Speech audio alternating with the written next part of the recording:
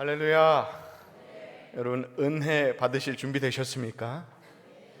준비된 자에게 하나님께서 은혜 주실 줄 믿습니다.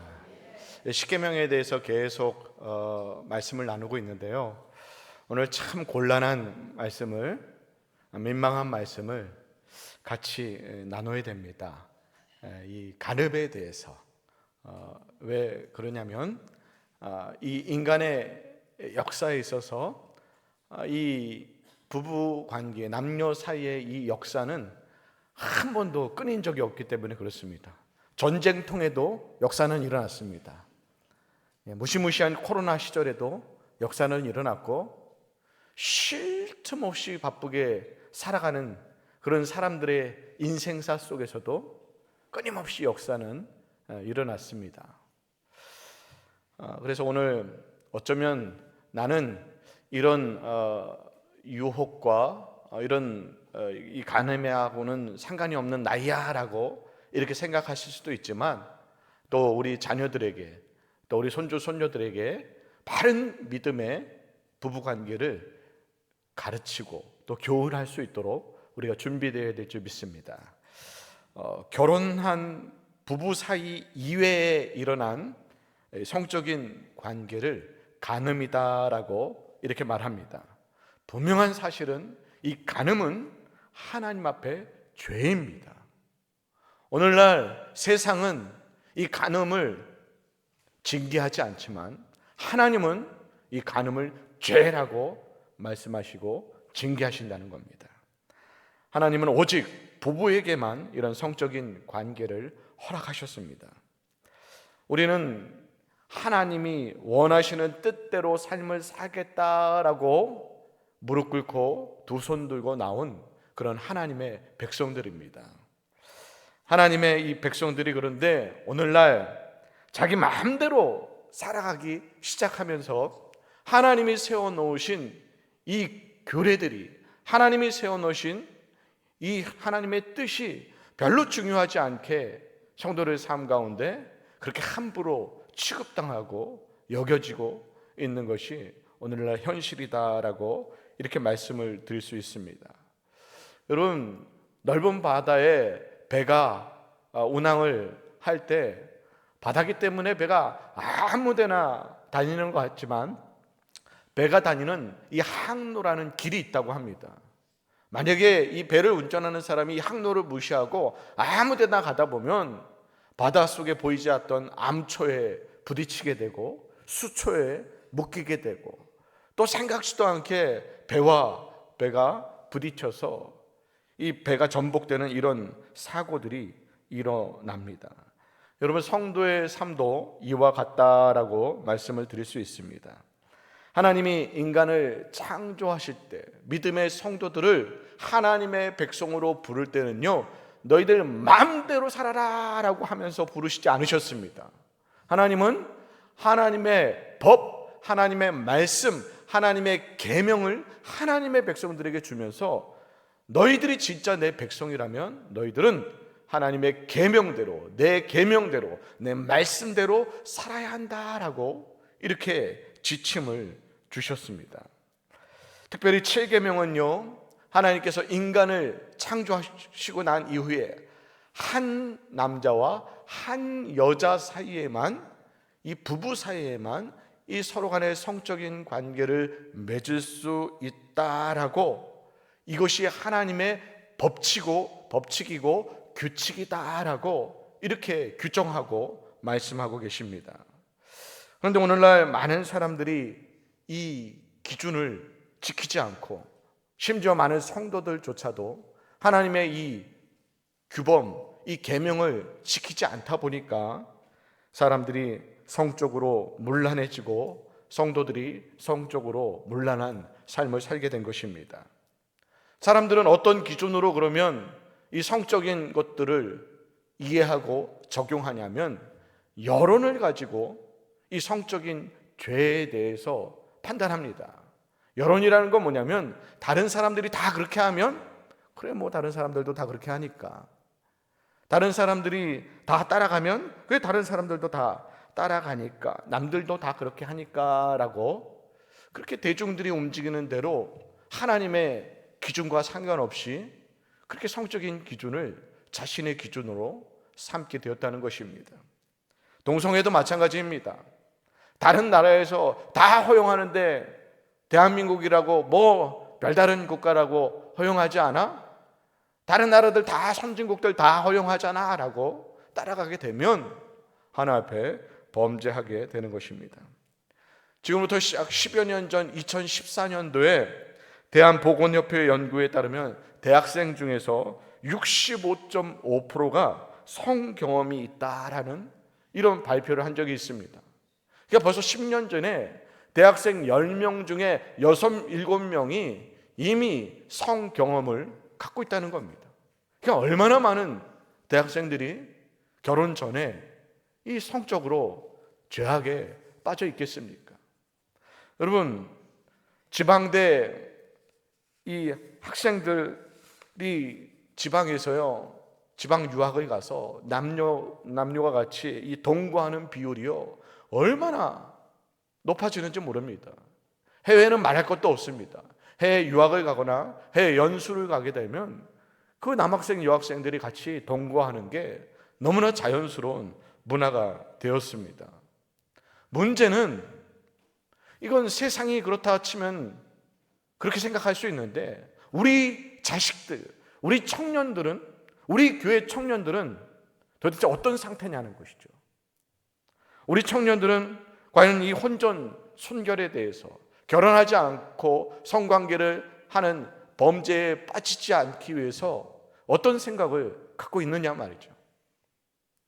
제가 목회하면서 지금까지도 제일 가슴 아팠던 한 순간이 있습니다.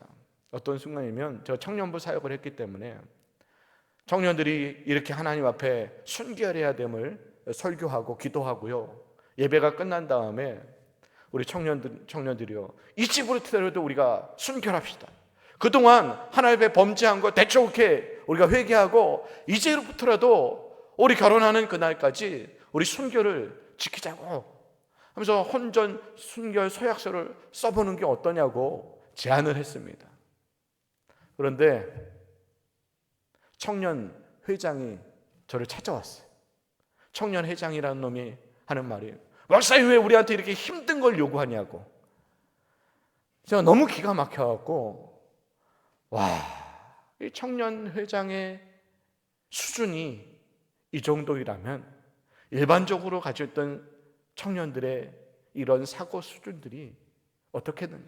실제로 서울에 있는 큰 교회들에서는요, 중고등부 안에서 또 청년부 안에서 서로 관계를 맺어서 아이를 임신하는 이런 문제들이 지금 교회 안에서 이루어지고 있다는 것입니다. 여러분, 아무리 세상이 타락하고 교회가 이런 것들을 허용하는 세상이 되었지만 우리가 중심은 분명히 알아야 됩니다. 하나님의 법도, 하나님의 계명은 분명하게 우리가 알아야 됩니다. 결혼한 부부 사이에서의 성은 하나님이 허락하셨지만 이 결혼을 떠난 이 모든 성적인 관계는 하나님 앞에 범죄입니다. 세상은 이 성적 타락을 허용할지 모르지만 하나님은 그 성적 타락을 죄로 징계하심을 여러분 꼭 기억하시기 바랍니다. 20세기 들어와서요, 성이 개방되면서 결혼한 배우자 이외에 다른 상대와 관계를 맺는 것이 더 이상 징계할 수 없는 그런 대상이 돼버렸습니다. 미국의 어떤 유명한 대학 농구 스타는요, 자기 자서전을 쓰면서 나는 2만 명의 여자와 성관계를 가졌다라고 오히려 자기가 성적인 관계를 갖는 것을 자랑하는 이런 시대가 돼버렸습니다. 부부 안의 성적인 관계를 벗어난 이런 성적인 관계들을 숨기는 것이 아니고 자랑스럽게 떠드는 시대, 나 누구하고 동거한다고 아무렇지도 않게 이야기하는 시대를 우리가 살아가고 있다는 것입니다. 특별히 대한민국은 유교적인 국가였습니다. 그런데 이렇게 유교적인 국가인 대한민국 땅에서도 2015년 2월 26일 날 헌법재판소에서 이 죄가 더 이상 죄가 될 수 없다라고 간음을 그렇게 단정했습니다.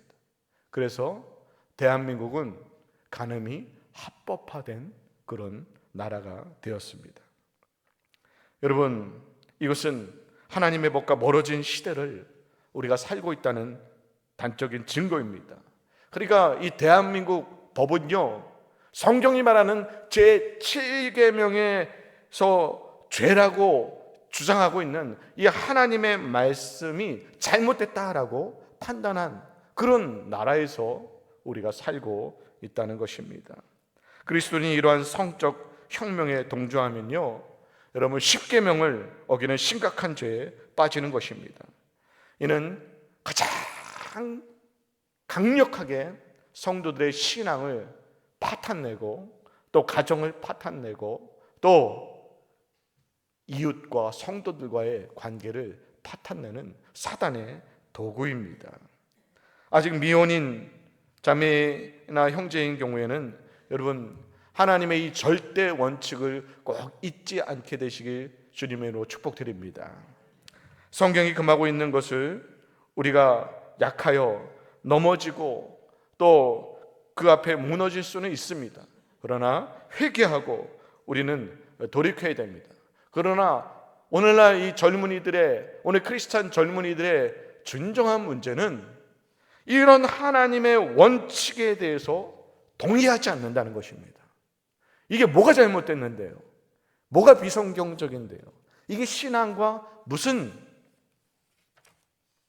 문제가 있는데요? 라고 반발하면서 오히려 그들을 거룩하게 하나님의 말씀으로 지도하려고 하는 이런 지도자들에게 반발하는, 이것은 완전한 불신앙에 사로잡힌 그런 모습이다라고 말씀을 드릴 수 있습니다. 예수님은요, 이 간음의 문제에 대해서 한층 더 깊이 있게 강력하게 말씀하셨습니다. 마태복음 5장 27절 28절 말씀 보면 간음하지 말라, 음욕을 품는 자마다 간음하겠다라고 말씀하십니다. 그러니까 원래 간음은 육체적인 것인데 하나님은 이 육체적인 문제를 마음의 문제로까지 그렇게 끄집고 가셨습니다. 여러분, 일반 세상은요, 이 간음죄를 규정함에 있어서 반드시 육체적인 결합이 있어야 간음이다라고 이렇게 판명을 하는데, 하나님의 성도들은 육체적인 결합을 하지 않았더라도 그 마음 가운데 음란한 마음만 품었더라도 그것은 간음죄다라고 하나님이 그렇게 판단하신다는 것입니다. 28절 말씀 보면 여자를 보고 음욕을 품는 자마다 간음하였느니라 라고 이렇게 말씀합니다. 여러분, 그러면 우리 남자 성도들은 여성도들을 쳐다도 보지 말아야 되느냐? 그냥 까만 안경 쓰고 여성도들 나타나면 이렇게 고개 숙이고 이렇게 다니라는 말이냐? 그건 아니죠. 그래서 이 쳐다본다는 것은요, 그 상대방을 쳐다보면서 음란한 마음, 성적인 생각에 사로잡히는 걸 말합니다. 그렇게 하지 말라는 것이죠. 여러분, 오늘 어쩌면 우리 젊은이들에게, 오늘 성도들에게 마음으로만 품어도 가늠한 것이다 라고 하시는 예수님의 말씀은 너무 마음에 무거운 힘든 말씀일 수 있습니다. 왜냐하면 인간이 가지고 있는 욕구 중에서 가장 큰 욕구가 성적인 욕구이기 때문에 그렇습니다. 또한 이 시대는요, 이 성적인 유혹이 말로 다 할 수 없는 시대이기 때문에 그렇습니다. 핸드폰 하나만 있어도 온갖 음란의 세계에 하루 종일 노출될 수 있는 그런 시대. 영화나 드라마를 봐도요, 온통 주제가 폭력이나 섹스로 관철된 이런 시대. 거리만 지나가 봐도요, 음란한 모습들이 너무나 쉽게 눈에 띄는 그런 시대, 자극적인 시대를 살고 있기 때문에 우리 믿음의 성도들 또한, 우리 젊은이들 또한 이 시대에 음욕에 빠지지 않는 것이 너무나 힘든 그런 일이다라고 말씀을 드릴 수 있습니다. 참기 힘든 이런 음욕들을, 성욕들을 어떻게 이겨낼 수 있겠습니까? 오늘 마태복음 5장 29절 30절 그 하반절에 보면 너희 오른눈이 실수하면 빼버리고 오른손이 실수하면 잘라버리라 라고 예수님은 너무나 단호하게 말씀하십니다. 아니 좀 마음으로 한번 품을 수도 있는 건데 예수님 품었다고 눈을 빼라고요? 손을 자르라고요? 아마 이대로 다 됐다면 우리는 다 장애인 교회가 지금 돼서 지금 다 이렇게 특수한 예배를 드리고 있지 않겠습니까? 여러분, 예수님이 실제 눈과 손이 잘라버리라는 것은 어떤 것을 의미합니까? 이 음란한 것들이 우리 눈을 통해서 들어온다는 겁니다. 그래서 눈으로 봐서 음란한 마음이 생기면 만지고 싶다는 거예요. 만지고 싶으면 한번 만지면 품고 싶고, 품으면 성적인 범죄를 향해서 피할 길이 없게끔 달려가고 있는 우리를 만날 수밖에 없기 때문에, 그래서 이 성적인 이 성적으로 유혹이 되는 것들을, 그 눈으로 쳐다보는 것들을 조심하라는 것입니다. 여러분, 다윗이 바세바가 목욕하는 모습을 보고 그냥 지나쳤다면 다윗은 일생일대의 실수를 하지 않았을 것입니다. 그런데 바세바의 얼굴을 보고 몸매를 보고 홀딱 반해버려서 그 마음에 음욕이 가득하니까 만지고 싶고 품고 싶고 또 범하고 싶은 마음에까지 이르게 되고, 결국은 하지 말아야 될 하나님 앞에서 음란의 죄를, 간음의 죄를 짓게 된 거 아니겠습니까? 보이는 것을 어떻게 안 볼 수 있겠습니까? 그러나 여러분, 우리가 일부러 그것들을 찾아 그렇게 깊숙이 또 보면 안 된다는 것입니다. 봐도 그것들을 마음 깊이 묵상해서는 아니 된다는 것을 의미합니다.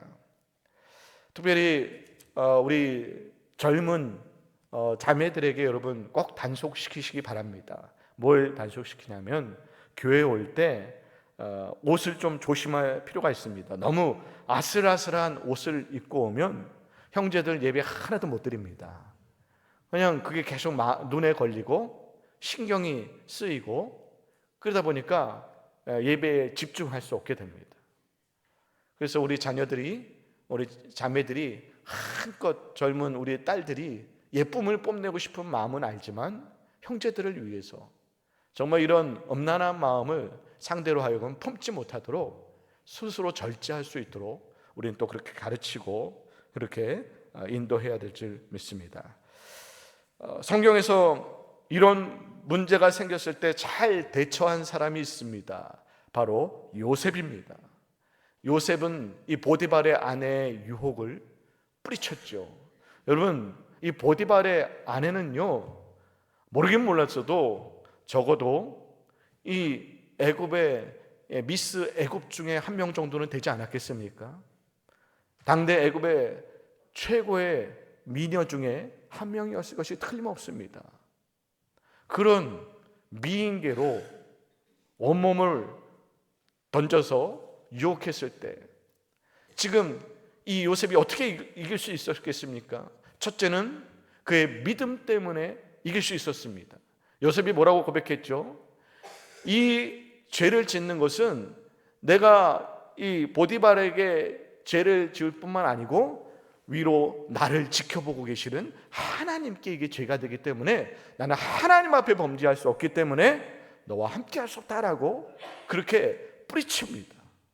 그러니까 오늘 음란한 마음이 들고 음란에 빠지게 됐을 때 우리 급속한 처방약이 있습니다. 그건 뭐냐면 하나님을 바라보는 겁니다.